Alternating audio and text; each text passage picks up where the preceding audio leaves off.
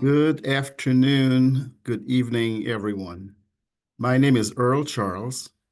I am the Director of Graduate Programs in Information Technology here at California Lutheran University, and I'd like to welcome you all to today's Tech Talk, where the topic is preparing for the AI, artificial intelligence, integrated workplace.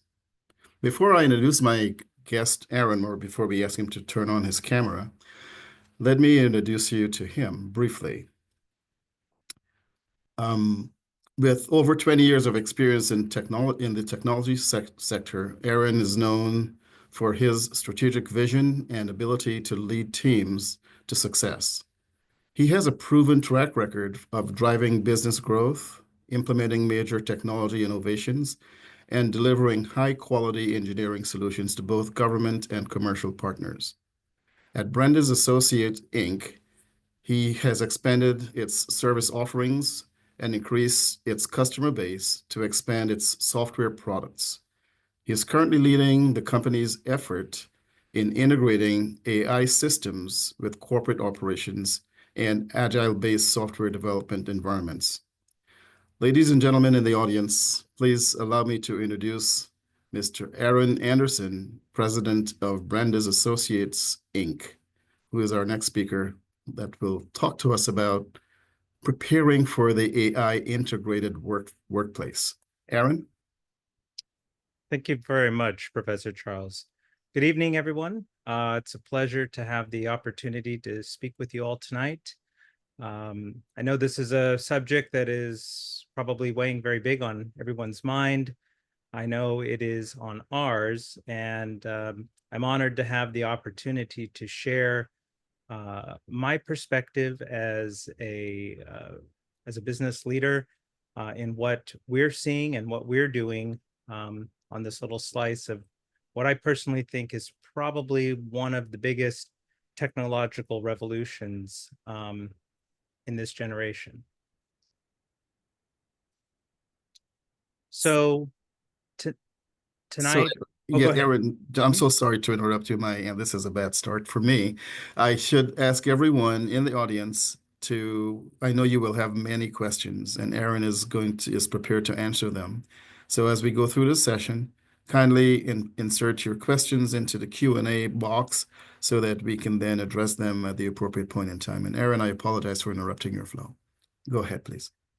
Oh, no problem at all. Okay, so yeah, so we'll be covering a wide variety of topics, but we're gonna start at a real high level, just for common definition, what we're seeing in broader industry, and then looking at upskilling and from our perspective, what we see as some emerging career paths and roles.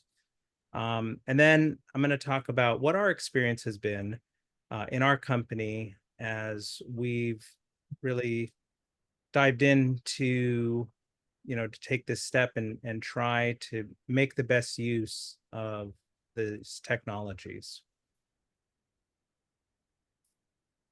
Okay, so AI culture and company engagement. So what I want to start with is I'm sure many people are familiar with the main models that are out there.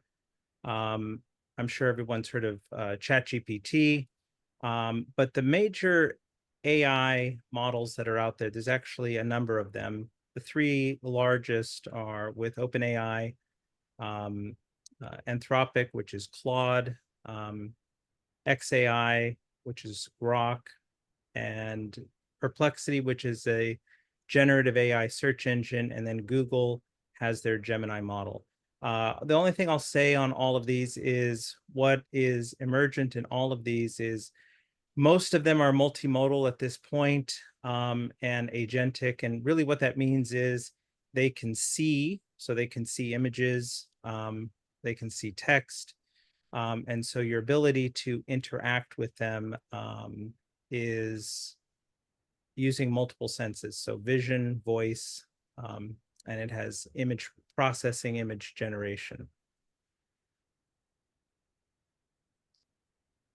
So what have we seen on engagement and use in the broader industry. So this is from a very recent study published here in last July, and about 72% of users, business users, are employees have said that they are using AI in at least one function of their business. So that would be one domain such as HR, IT, finance, and more than half of companies are in two or more areas.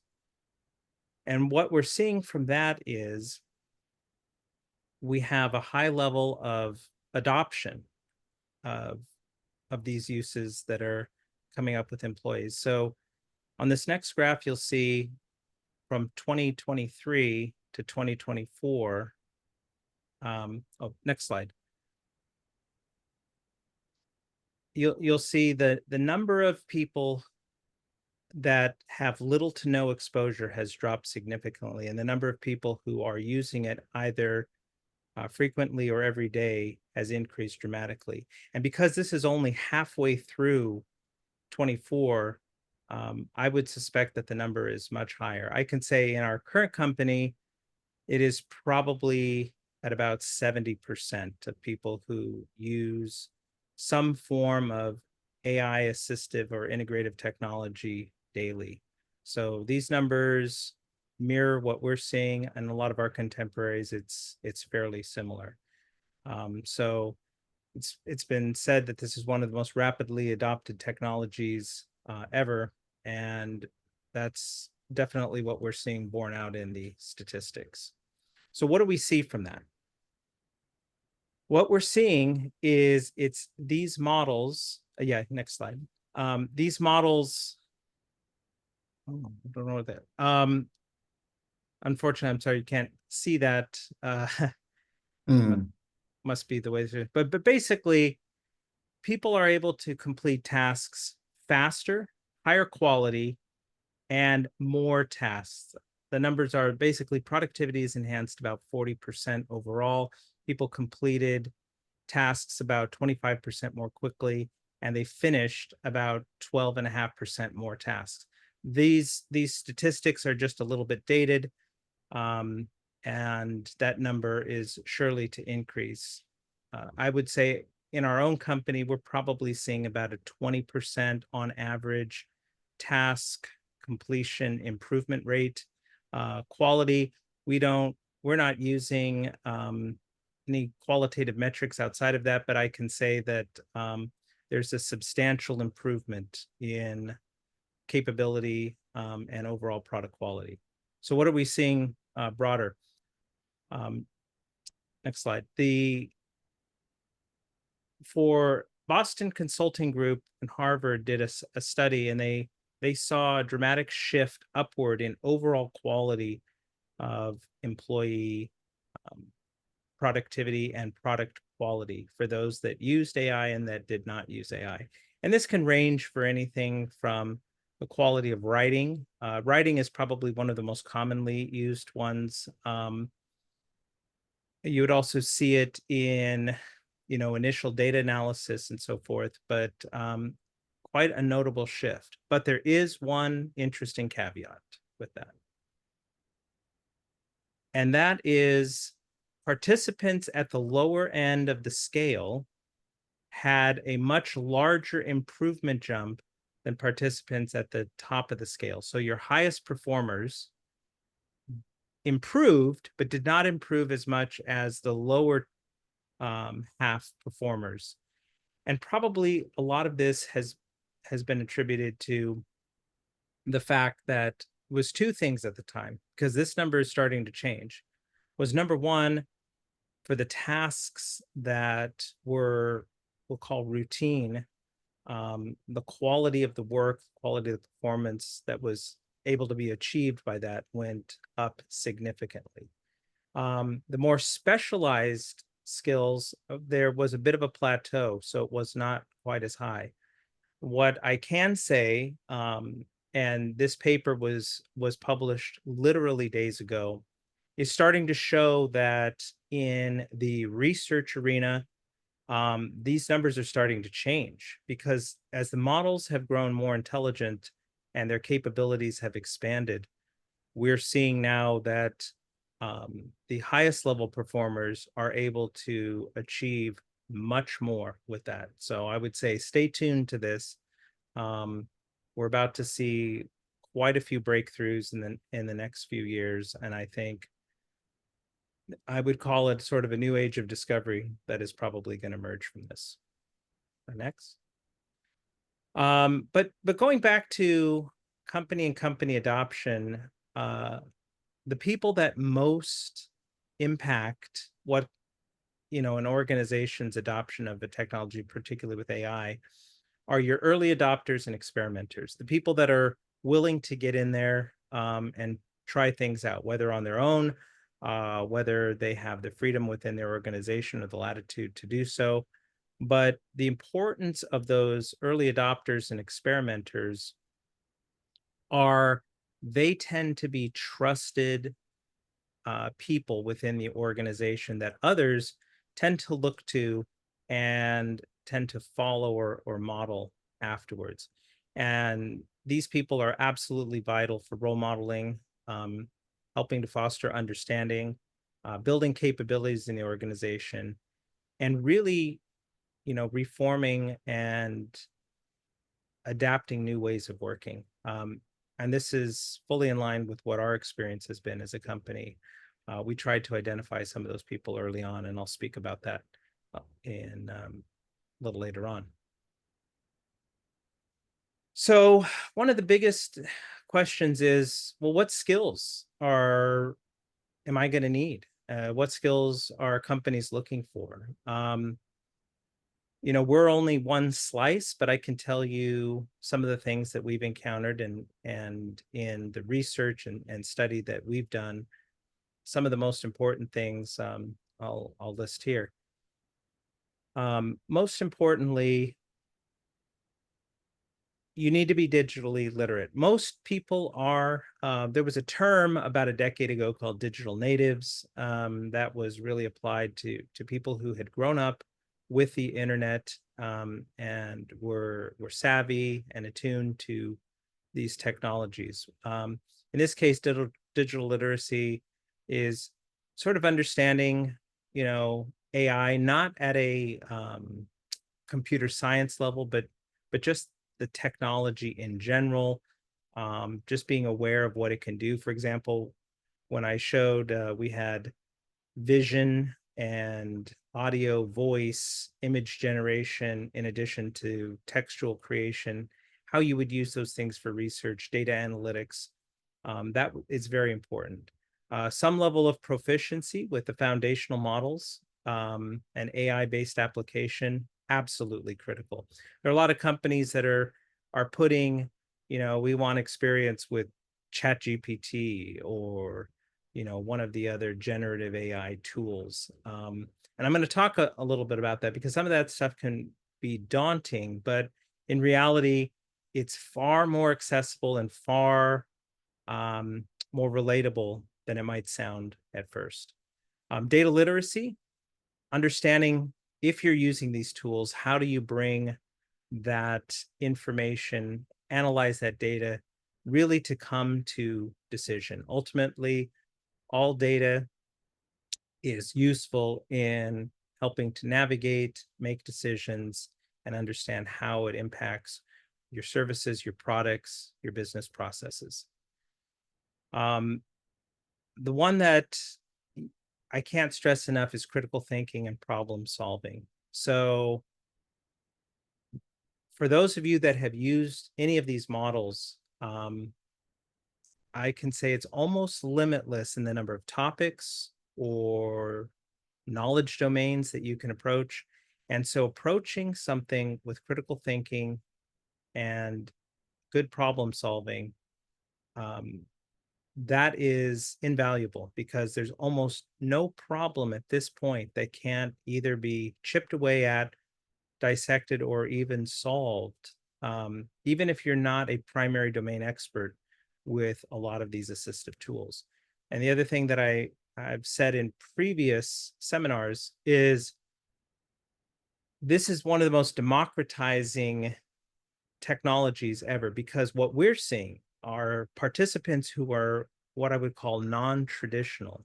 That might be outside of the typical computer science, software engineering, because we're principally a software engineering company, cybersecurity, that can bring new ways of thinking to problems, and utilizing this type of technology, people who would not necessarily or traditionally be in some of those roles now have access not only to a body of knowledge, but can engage at a very functional and very deep level. And one of the things that I'm very excited for is I think we're going to see with this whole new diversity of thought that comes into this, um, really a transformational aspect in a lot of fields, because the gateways and guilds that existed before that sort of presented that, a lot of those barriers will start to fall.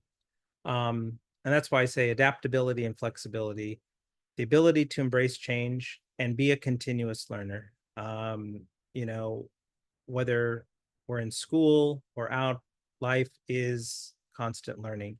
And I myself find myself learning so much every day on all of this. So quickly learn the tools, learn the methodologies, but just be very very open and very adaptive in what you're looking at. Thanks.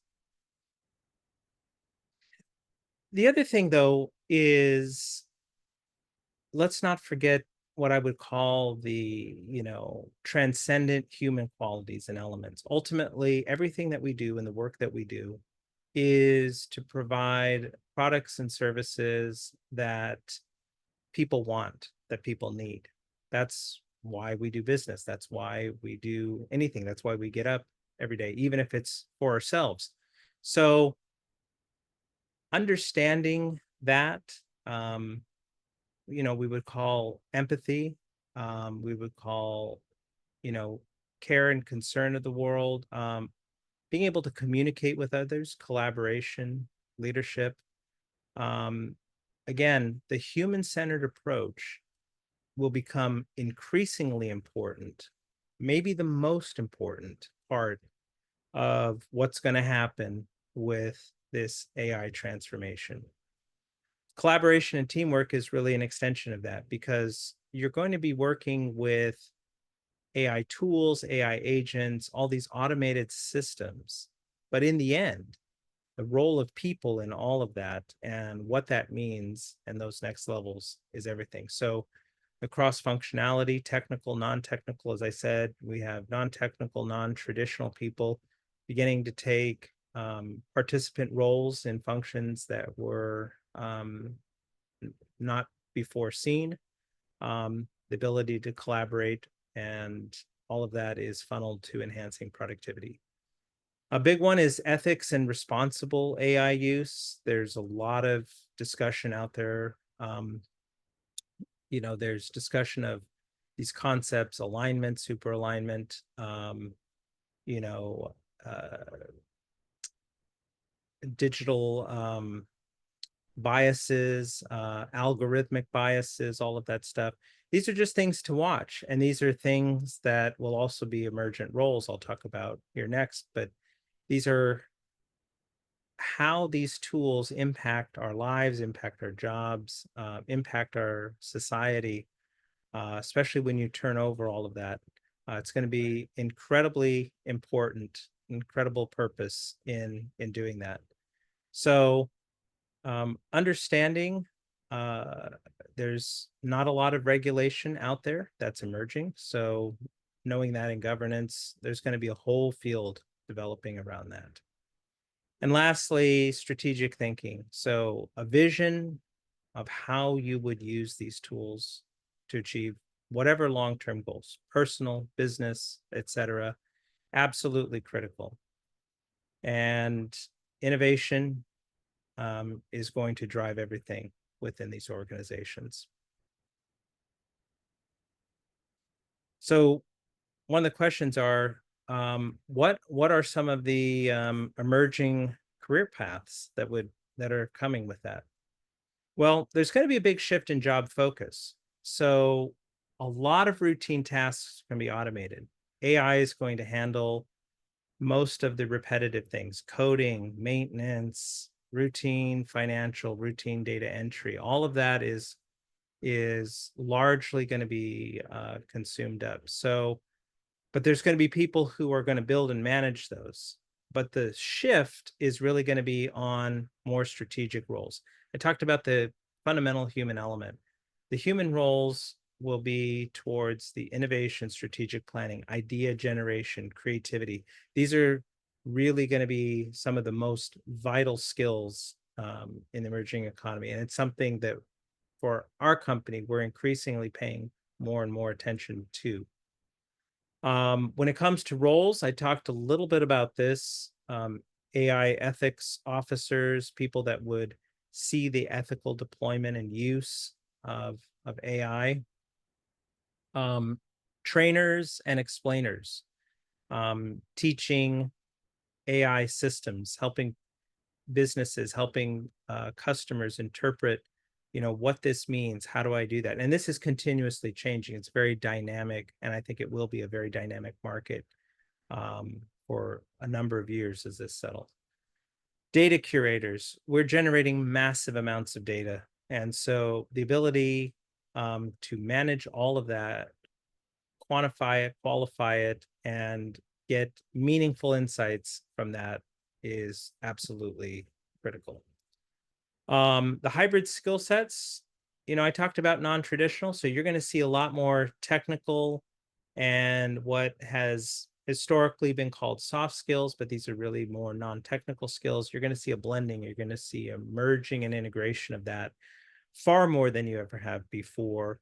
So it's hard to say exactly what those will be, but I foresee a world where you're going to see people that would have been considered non-traditional in a number of roles beginning to move into those. And I think that is blue sky in front of us as far as what that will mean.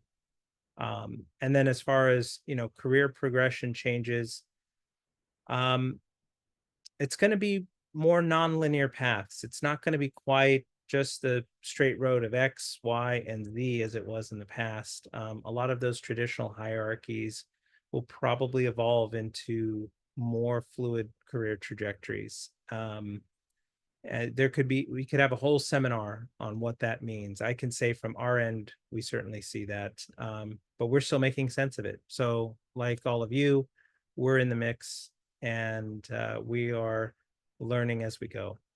And I talked a little bit about interdisciplinary teams and what that meant. So moving on to what have we learned overall at our company here? So as we started, I talked about the importance of role models. We literally started with what we called a lunch and learn session. I gathered a couple of key people in the company that I knew had interest, and we literally started it over a lunch. Open conversations. We did some Q&A. And this was about a year and a half, almost 2 years ago at this point. And we just sought to learn. And from that, we developed what we call stories. And those stories are that sort of meaningful translation of what we're doing and how we're doing it and why it's important to the people in our company and what it means to our customers. Immediately that cropped up were lots of misperceptions, false information, or even outdated information. So those were things that we had to address right away. And I'm sure is probably number one on everyone's mind, job fears. One of the first responses is, well, is this going to replace me? What is this thing that appears that it can do some of my work? What are you planning for that? So we had to address that.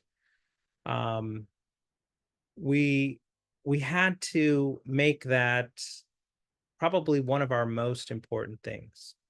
And one of the things that we we've come to realize, and I heard this statement, is that AI is not coming for your job, but a person who uses AI could.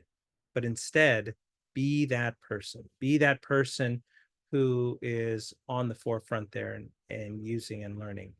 So definitely avoid ignoring what's going on. We've seen that even in our own company, some people that ignore that.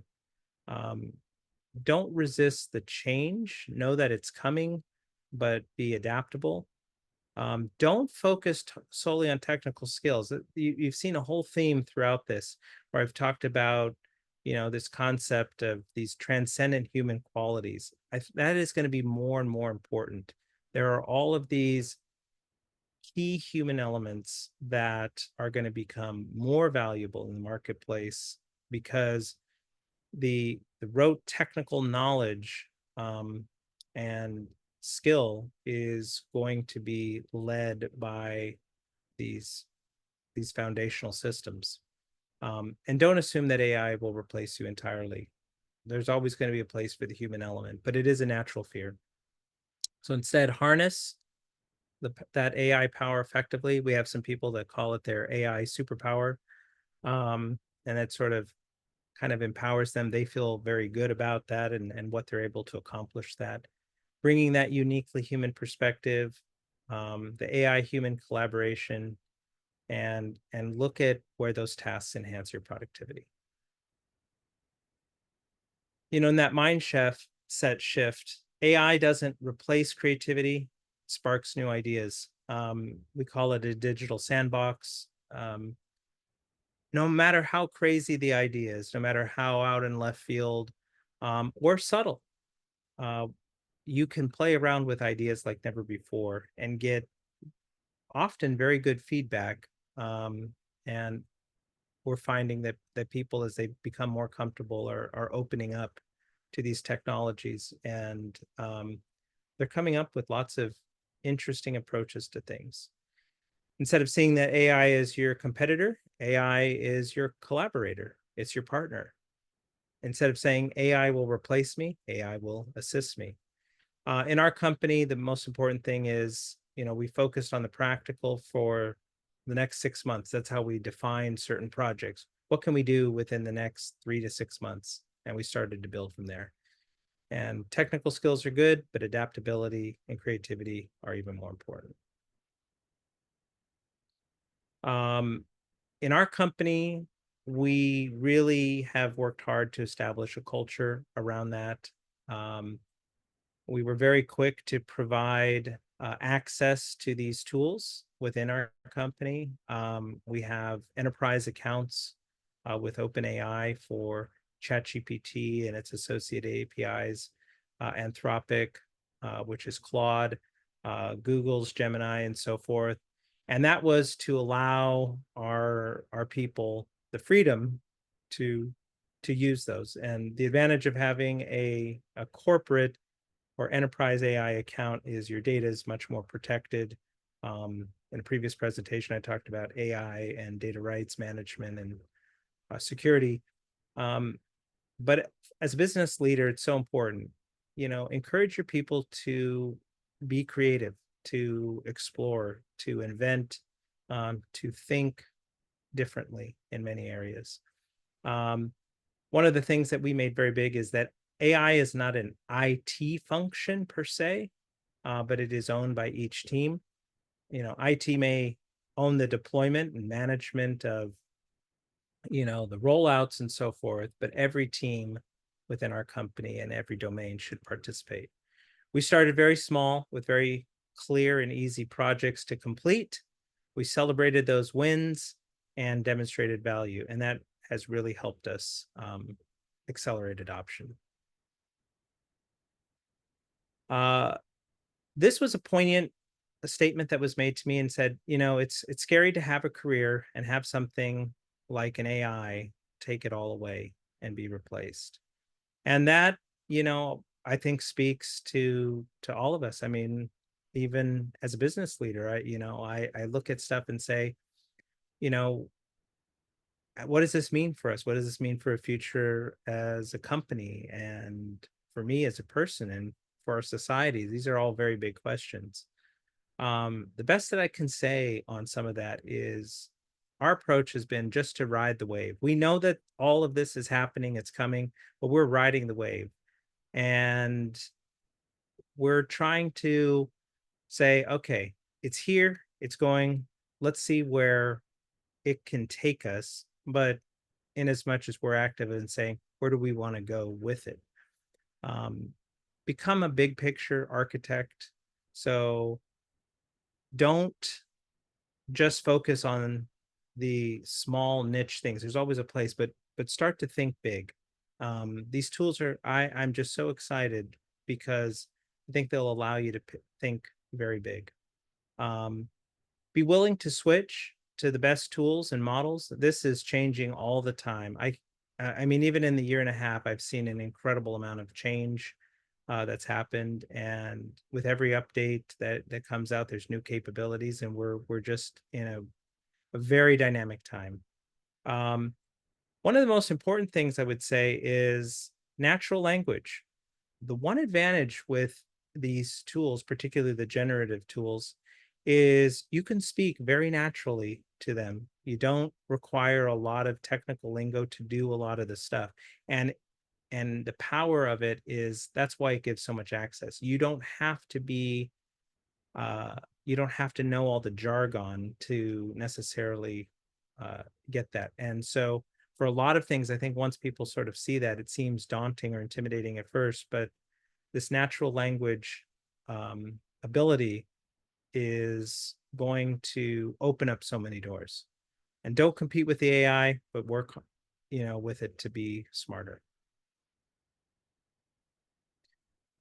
So, my big thing is AI is here. It can help us enhance our abilities, not replace them. Like I said, we have some, team members in our company, and they call it their AI superpower. And I've kind of liked that because they feel much more capable.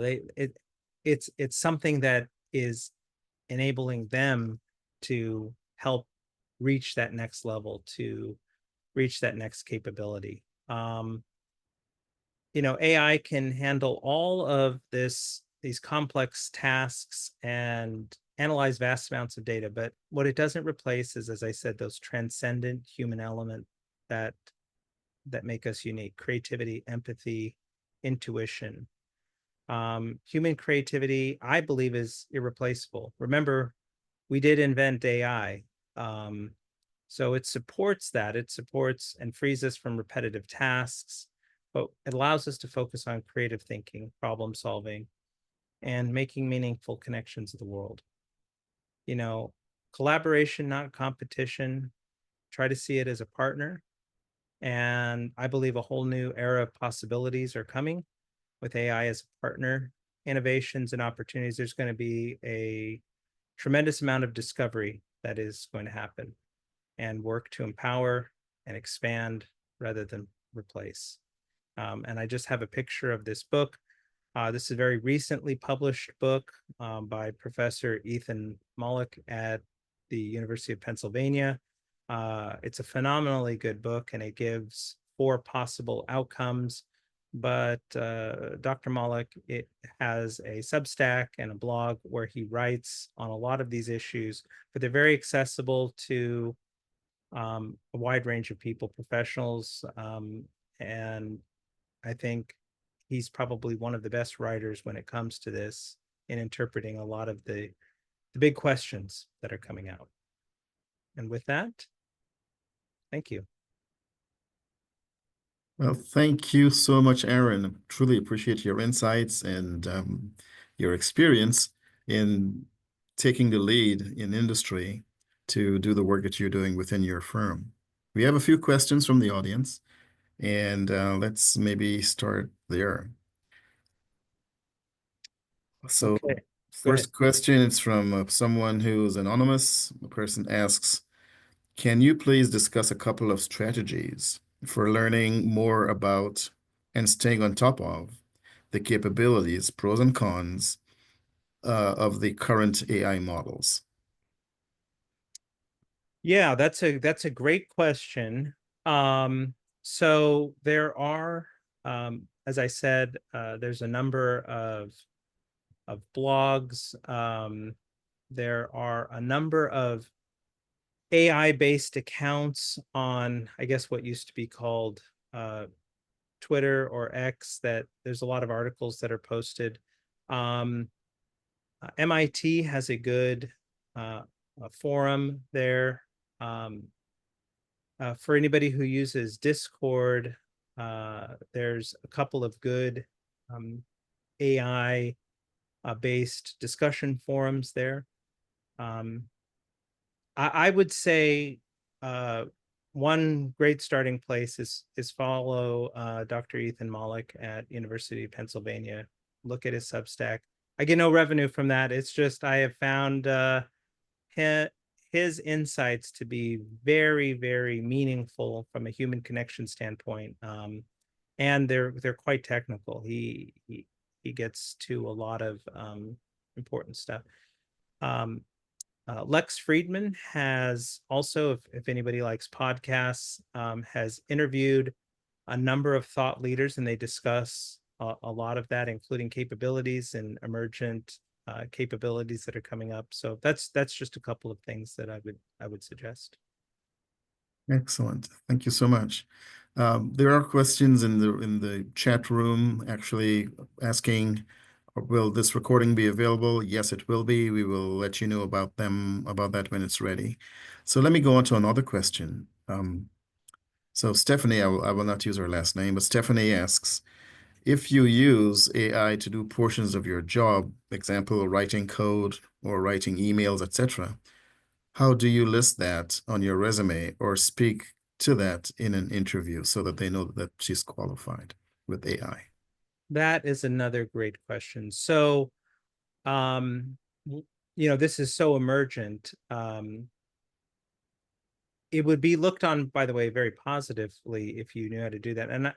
And I would say speak to um, the models that you have used. You can talk about integrative collaboration, integrative co-pilot, software engineering, that type of stuff. But if you were to speak to it in an interview, I would certainly speak to the fact of, here we had a project, and using these traditional, like if you're a software engineer, you could speak to the traditional software engineering rollouts, whether it's agile or so forth. But you could say, here's how I integrated generative AI to improve, review, test code, or so forth. And I know from our standpoint that would be very impressive, and being able to speak to that. On a resume, I would probably just speak to, knowledge or deep knowledge of foundational AI models or generative AI models, and you could speak to a couple of them.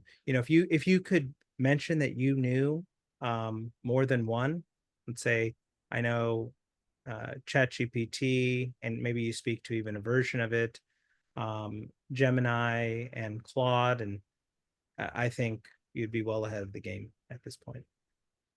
Thank you, Aaron. So when you and I first met, I told you that some of my students in grad school who recently graduated, they were very concerned about, what their careers might look like, with the fact that AI is on the market, and they were thinking that, wow, maybe there is not going to be a job out there in the marketplace for me. So this other question, who's from someone who is also anonymous, so I don't know his or her name. The question is, I am a business coach and consultant. How would you recommend I shift my business to be relevant? So with that, um, if you talk about how a company or how a person, let's see, they're You're are a you business consultant. okay, two companies or business coach, even to the individuals, how they can use those tools, I would say even for the small wins, how they can bring that in. So the whole subject of our talk here was, working in an AI integrated workspace, or preparing or participating in an AI workspace. So when you could talk about, that on, here's how you would use AI for, and they might be very simple or routine functions. Um, there are so many companies out there that are just trying to make sense of that. This is a very, very hot topic. Um, we're getting inquiries all the time, and we weren't even traditionally in that necessarily consulting role, and we're getting inquiries all the time now just from these talks because of where we're at, and we're even seeing that, you know, the market is very hungry for that, because there's a lot of people that are looking for, how do I make sense of this? What does it mean? How do I apply this to my business? So as a business coach or a consultant, whether it's to individuals or companies, someone who can be a navigator, an AI navigator, would be very much in high demand. Excellent. Speaking of an AI navigator, Kyle is asking this question. And he said the question was generated by ChatGPT by looking at your final slide, by the way. So the question is, what challenges might arise when positioning AI as a collaborative partner, and how can individuals or organizations overcome resistance to this mindset? So in order for people to have a partner, they have to have a trust. Yes. And without trust, there can be no partnership, there can be no collaboration. So we found, in order for people to trust that, they had to see the small wins. And number one, the biggest one is this here to replace me? And to put that to fear, to put that fear to rest, it had to be authentic in that it's not here to replace you. We're here to do bigger and better things. We're going to do exciting and fun things. And that being said, how does that make my job better? How does that help me be better as a person? And so I talked about these small wins, and we focused on a lot of just, they might be small or routine type things where there was improvement, but once people saw that and they saw the value that it added, it just built on itself. So people started to see, wow, this does have a meaningful impact. And you get to where I half jokingly say that the person adopts it and says, wow, look at, I have my AI superpower now. That's a statement of a tremendous trust, because they now feel comfortable with the technology and the tools, and they're starting to use it, and they see themselves achieving greater and greater things. And I think that is all, but it all goes right back down to trust. Absolutely. Thank you for that answer. So Pedro is asking, in terms of AI regulations and various companies' policies, are businesses prepared to, in your opinion, of course, are businesses prepared to allow employees to do work with AI help? And my initial response is they better be, but go ahead, please. No, that's a great segue. Yes, they absolutely should be. They should be encouraging it. I think that's where there's a change. It's if AI is a substitute for all knowledge, that would be negative. But in the case of, let's say I have a software engineer and they're saying, I can commit X number of lines of code with a, 92% accuracy rate. But you know what? I use the tools that you've provided and so forth, and I commit, 20% increase in code with a higher accuracy rate. That would be a tremendous win. Or if someone is, working in data analytics, or you could name whatever it is, if the quality of the product and the output is increased, um, that should be celebrated. And I definitely admit that not everybody is necessarily on the same page, but from my perspective, that is what's going to be truly transformational, because once we start thinking of that differently, I mean, we are talking about, you know, huge leaps of discovery that will be possible.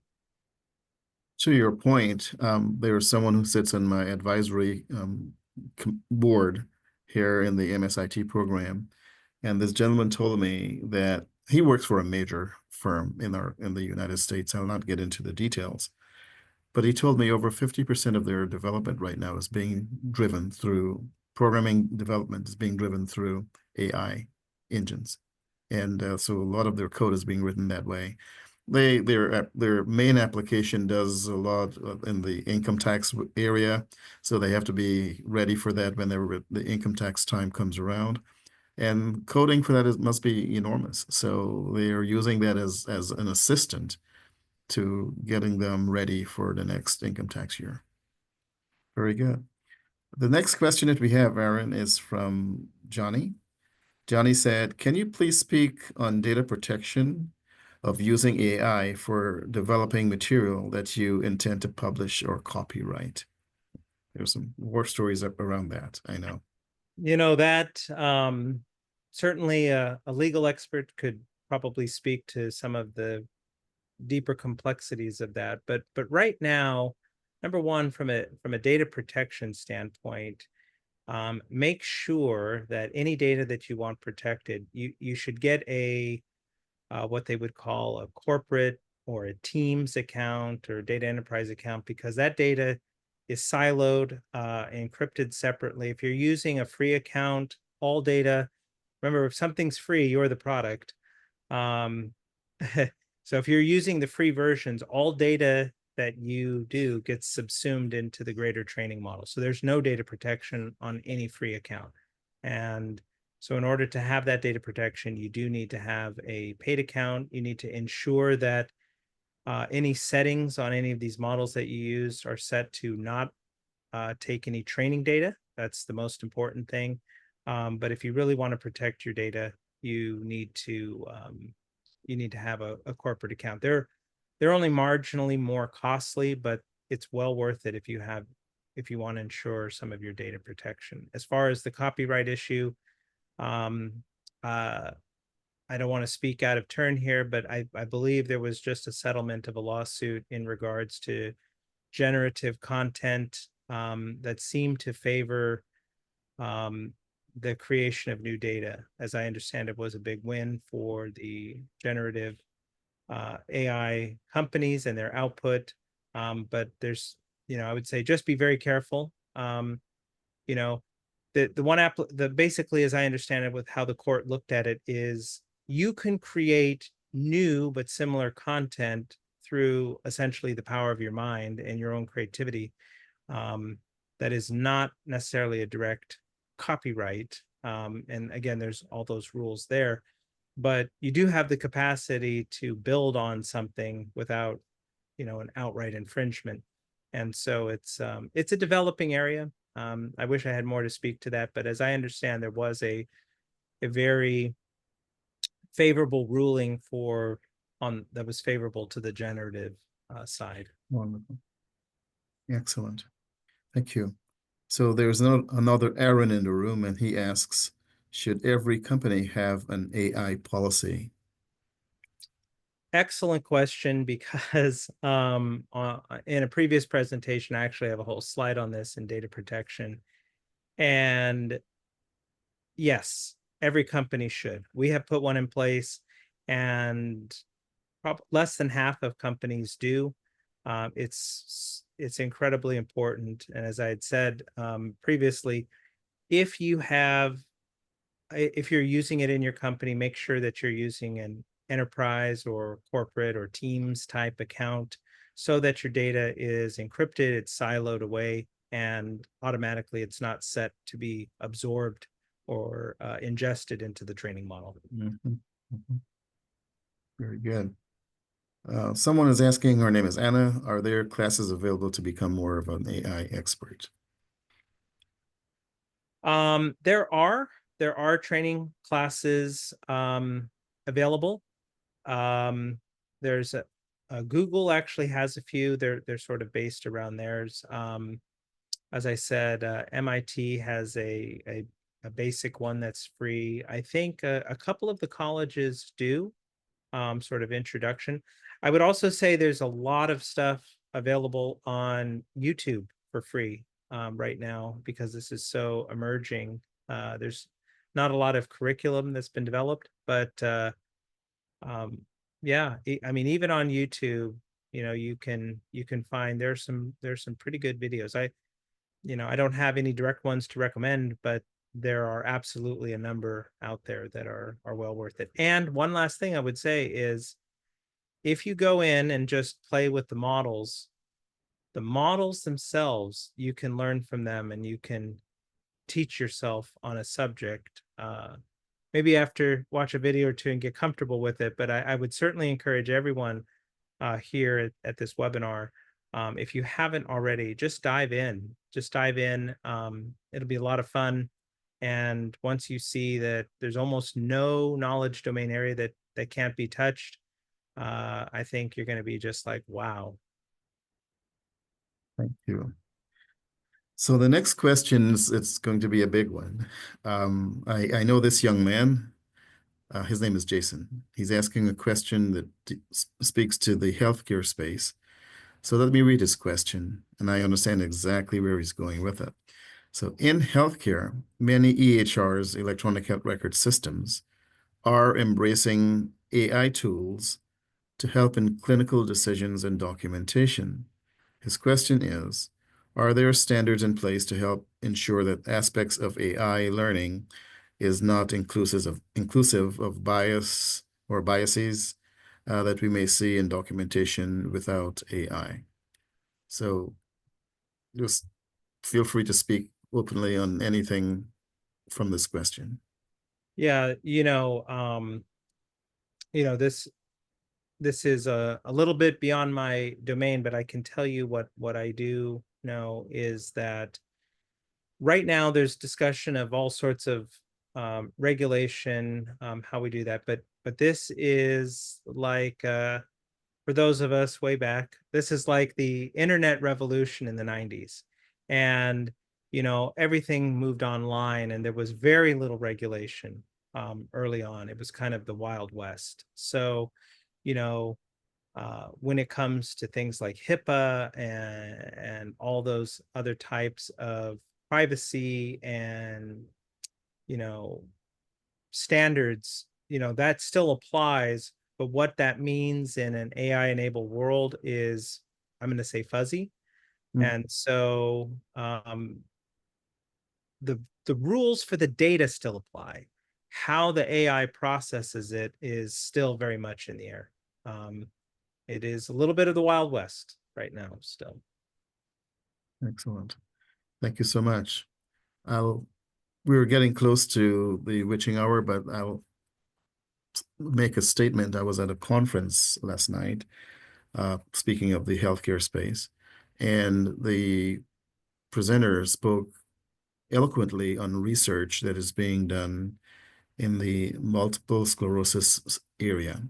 And I was very curious about how all of these research silos that exist, how are they coming together? What role is AI playing in that space, so that research that you do and this person does and so on can be, maybe AI can be the thread that goes through all of those research points and then will try to find commonality and maybe even some solutions that in silos are not yet known as possible solutions. Do you have any thoughts on just how AI might be applied, not just in healthcare, but in other domains that are siloed domains that can be useful for society in general? Yes. So generative AI is actually exceptionally good at divergent analysis, or divergent thinking, and convergent analysis and thinking. And what do I mean by that? If I were to have a pencil in my hand and I'd say to you, give me 25 alternative applications of this pencil in, you know, um, Navy shipbuilding. I mean, it seems absurd, right? It will take its enormous body of knowledge and it will develop 25 alternative uses depending on the parameters that you give. Some of them may be worthless, but it's able to generate all of that all at once. And so I use that because there was another case where a person had used AI to do some research, and they had found from 300 published papers, some going back 20 plus years, how magnesium could alleviate migraines and be a very effective treatment. And a lot of migraines are driven by magnesium deficiency, and that taking a certain type of magnesium supplement had a great deal of efficacy. And everybody, when you look at it, the connection was there, but because all the data was in these silos, no one had made the thread. And that's no knock on a person. When you're deeply involved in your research and your knowledge domain, you don't necessarily have the time or the ability to go across these domains. So the silos exist, but not for any particular reason. But when you have a tool that can take all of that and move all the way across all of those domains and look simultaneously, that's where we're going to find new discoveries.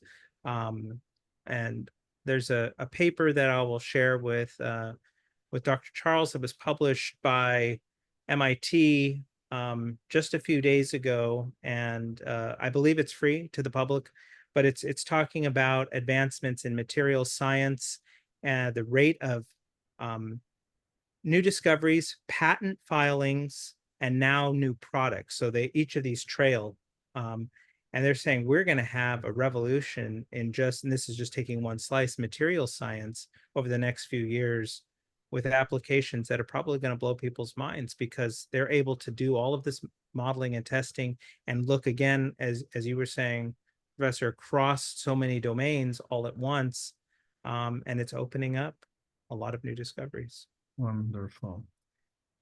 Aaron, we have one last question. I promise this is the last one, even though there are a few others in the queue, and it has to do with leadership, which, as president of your firm, this might appeal to you as well. So here's a question. When you think of the future of leadership and management, what do you think the biggest impact of AI will be, and what should future leaders take away today from this conversation? And he's just seeking your opinion, he or she seeking your opinion. So please. The big and the profound right at the end. But it's a great question. So the impacts are, we have, without getting into all history of industrialization, commoditization, people as commodities, and so forth, I think what we're going to see, and what I see as a leader, is the ability to understand the transcendent human qualities and value and what people bring, and in the work that you do, how you can develop meaningful products and services that people want and need, is the type of leadership that is going to be most important. Because these enormous bodies of technical knowledge will be there, and they'll be reticent for us to use. But as a leader, to understand that's why I focus so much on empathy and creativity, to not only model that and show that, but in leading the organization, that is what's going to take all of the people that you're leading and you're responsible for, through periods of fear, building trust, then taking that to new discovery, and ultimately, I call it, adding value to society, civilization itself. Our work needs to have meaning. People need to have meaning. And so in an age of AI, the number one question is, what does that mean? What does that mean for me as a human being? And I keep finding myself going back to, how do I help keep that grounded in all that we do, those transcendent human qualities and that positive vision for the future? Those as two important guideposts. I think everything flows from that. Aaron, thank you so very much for your insights today, your presentation, and for what we learned from the answers that you give to those wonderful questions.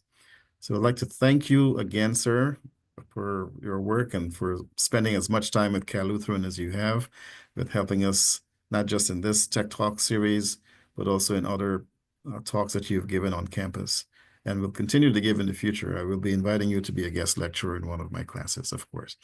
I make that known to everyone. And to everyone in the audience, thank you so much for attending today. We truly appreciate your time, your questions, and your curiosity. And, just we will continue to invite you to attend our Tech Talk sessions in the future. And I believe, Rosie, is there anything else that I have to speak on at this present time? No, that's perfect. Thank you. All right. Thank you, everyone. Have a good evening. Thank you, everyone. It's been a pleasure.